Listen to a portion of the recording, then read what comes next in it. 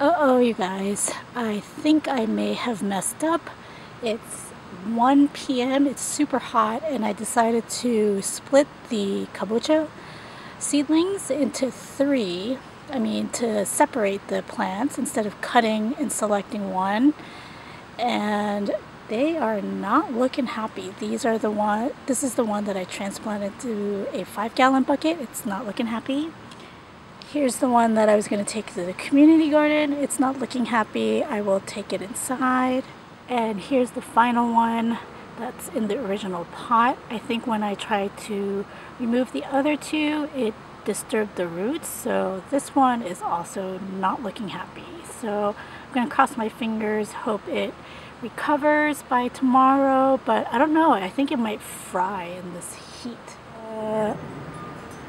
Okay, it's 2 days after transplant, and I think the pumpkins are gonna make it.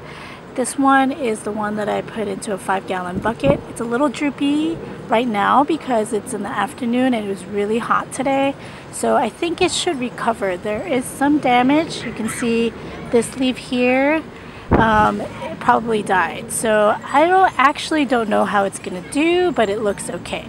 Here's the original kabocha in the 5-gallon bucket, and I think this guy is going to be okay.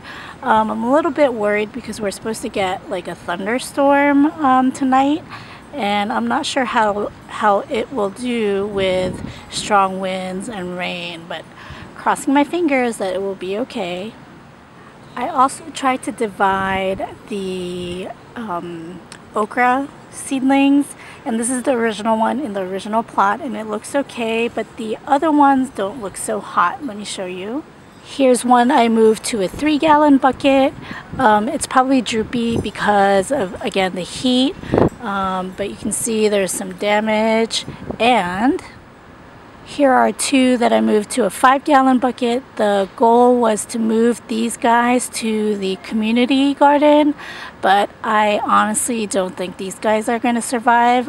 It's been a day since transplant, and there are some new flowers the new leaves that look okay, but some of like the bigger leaves were damaged, and I think with the heat didn't do so well. So I'll just keep an eye on it.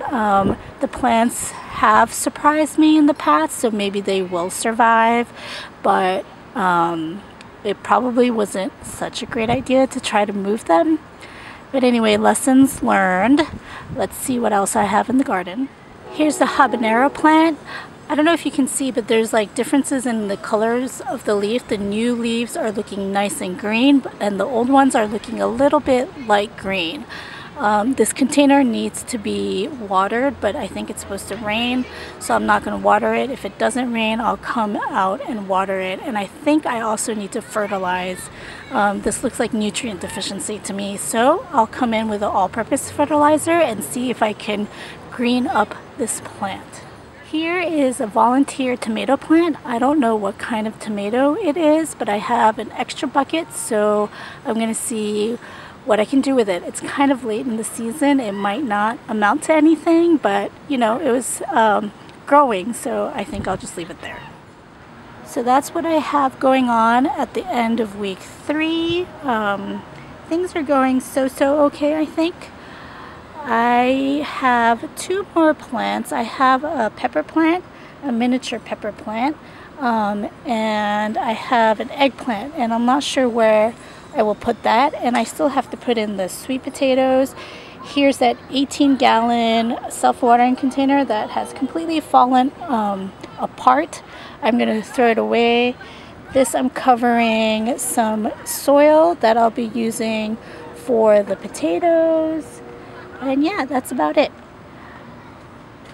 And there's my basil plant over there. The basil plant is probably the one that's doing the best. I need to split the one that I started from seed. So that's what's going on now. I hope everyone's garden is doing well. I will come back with another update next week. Thanks for watching and happy gardening. Bye-bye.